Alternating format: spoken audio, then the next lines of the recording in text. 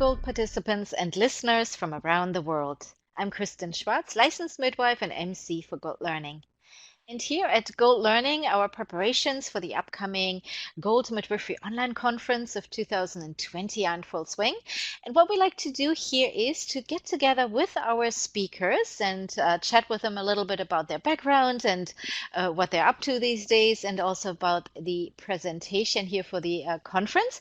And with me today is Kimber MacGibbon. Welcome, Kimber. Thank you. Thank you for having me.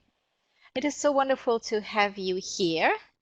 And I love the topic that you will be presenting on. I think there is not enough information out there for Hyperemesis Gravidarum. We definitely need this presentation for our skills, that we have all the tools in our toolbox. And I'm very excited that you'll be presenting on it. Thank you. Yeah, there is a lot of misinformation out there and a lot of myths that we need to dispel so that moms get the best care they can. Exactly. So before we jump into the topic itself, tell us a little bit about your background and how did this topic become an interest of yours? Well, I'm a registered nurse, and when I became pregnant with my first child, I got really sick, and before I even knew I was pregnant, I went to the doctor thinking that I had some kind of a GI bug or a stomach ulcer or something, and so I went to the doctor, and they told me that I was pregnant, and I was really shocked, and I Yeah. progressively got more and more sick, and they didn't know what to do, and I saw a midwife, and she um, gave me some uh, various and sundry things to take that really didn't help, and so we eventually ended up on some other medications. But it was a very long, hard process and a very difficult pregnancy. I dropped down very low in weight and almost miscarried, and it was a really hard pregnancy. And the whole time I kept thinking to myself, there has to be a better way. Hmm. Excuse me, and there has to be other options out there. And so by the end of my pregnancy, I had a really long recovery and a tough time with my son. And so I put online a page with information to explain about hyperemesis and hope that I could connect with other people and try and help them through their pregnancies. And so that eventually became the Hyperemesis Education and Research Foundation, which is a 501c3 nonprofit. And we've just been partnering with UCLA and USC for research and just working from there to try and get educational tools and resources in the hands of families and clinicians. Wonderful. So you created that foundation, and now you have information and education out there that is accessible for healthcare providers as well. This is not just for expecting families, right? That's correct. Yeah, we have lots of clinical resources and a HG Care app, and we have been on the forefront of the research for hyperemesis. Very little research was out there prior to the work that we've done, so we have done many, many things over the years. Right. Well, I'm sorry to hear about your very difficult pregnancy and the time you had afterwards. And but obviously that led to the great work that you're doing now, and you're helping, so many women and families out there now. Yeah, one of the best ways to recover from difficulties and traumas in life is to try and find something to do that's good to kind of replace the trauma with something that helps other people or yourself. So that was a really pleasant um, effect of doing Mhm. this work. Absolutely. Now, hyperemesis gravidarum is described as severe nausea and vomiting during pregnancy, right? I mean, I don't know if you were already a nurse when you got pregnant, but it is, as you mentioned, there isn't enough information out there, even for us healthcare providers, right? I mean, you said you saw that too when you started doing your research, right? Yes, yeah. When I first started looking into this, I pulled out my OB textbooks from nursing school because I had been a nurse for about 10 years at that point, and I was surprised there was just a little short paragraph on it. So I actually went to the Oregon Health Sciences University and looked all the way back to the 1700s to see what hyperemesis had been, how much of that information was in textbooks. And basically, people use the same information over and over and over again. There was Mm. never much information updated. And so I thought that that needed to change. So we began doing the research to actually give the information as like the psychosocial effects on women, the termination rates, the high loss rates, things like that, so that we could give that information out, because that's the only way it's going to change in the medical text and in the nursing text and the midwifery text. So that's been our one of our big project goals, was to get solid information out there so that we could change it from being just a, Yeah. 3-month issue to something that really was Right. significantly impacting women and their children. Absolutely. I mean, this is going through hyperemesis gravidarum is grueling. It's debilitating for the woman, and when many women read test pregnant people read textbooks about pregnancy, and they know about the so-called morning sickness, and then things become so bad for them. So they can't keep anything down. They're getting dehydrated, and so it's not only physically very, very difficult for them, but also emotionally. I can imagine if, a woman who, of course, wants to do the best for their baby, and now they're worried that the baby is not getting the nutrition the baby needs, right? And Right. and there's a lot of guilt and shame with that too, because, often, they're told, oh, just get over it. This gets better when you are after your third month, everything looks better after 12 weeks. Just, eat some crackers and just deal with it, right? So have you seen this too in your research, that we still have sometimes this mindset going around? Well, there's still kind of a perception that HG is just a 3-month limited issue, Right. but it extends beyond the or beyond the first trimester in many women. And those that don't get adequate treatment often end up with at least symptoms of post-traumatic stress, if not Yeah. PTSD.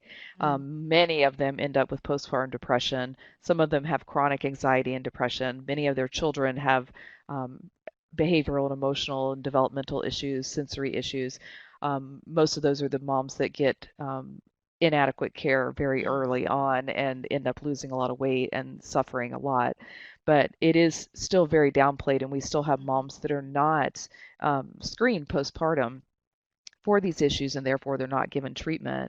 And so they struggle with that guilt and that shame. And I know personally, I could not bring myself to terminate my pregnancy, even though I couldn't literally take a shower by myself. I mean, my goal at the worst of my pregnancy was to be able to just sit up for 15 minutes, unassisted, and be able to handle that for an afternoon. That was my goal for the afternoon. So it's so debilitating that people don't realize that, and people don't take enough action to help these moms. Mhm. So as a result, it's common for moms to either consider termination or terminate, or just I would just pray to die, because I couldn't bring myself to end my pregnancy, and I just laid there and just stared at the ceiling and cried, because any sensory stimuli such as a TV or talking or food or anything would make me sick. So I had to just lay there in a dark room Yeah. with no music, no TV, no nothing, and just lay there in the dark for hour upon hour upon hour,